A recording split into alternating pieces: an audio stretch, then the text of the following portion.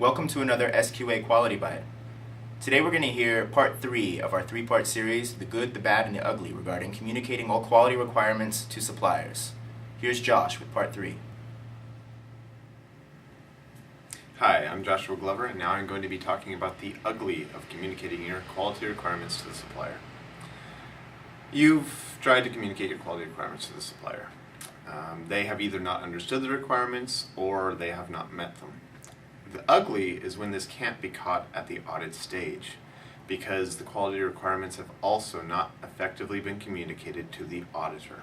So the audit report cannot measure whether or not the quality requirements have been met. For instance, very often an audit uses a checklist.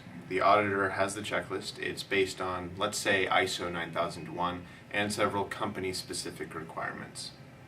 However, interspersed amongst the quality requirement items are several information gathering items. Perhaps there's an item that says, "Are finished goods kept?" Samples of finished goods kept. But the company doesn't really care whether or not they are as a quality requirement. They just want to know whether they are. It's an information gathering item. But it's not marked separately from the quality requirements. This can result in one of two scenarios. The auditor either rigorously follows the checklist, and any of these items that aren't marked separately but are in fact just information gathering, he will call each of those out as a corrective action that the supplier needs to meet.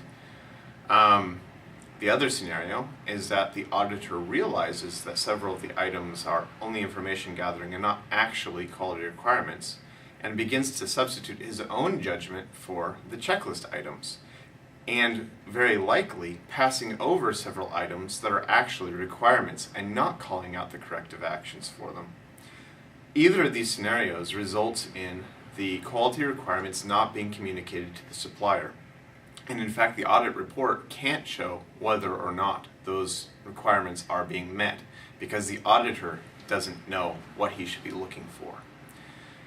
This is when things get ugly. To avoid the ugly, a company needs to know its quality requirements and needs to, before the audit stage, communicate those to the supplier.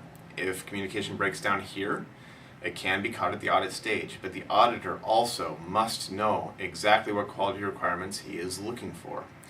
And if communication breaks down here, supply chain quality gets ugly. That concludes our 3-part series on the good, the bad, and the ugly regarding communicating all quality requirements to suppliers. To learn more, or to speak with Joshua Glover directly, please visit our website at www.sqaservices.com. Thank you.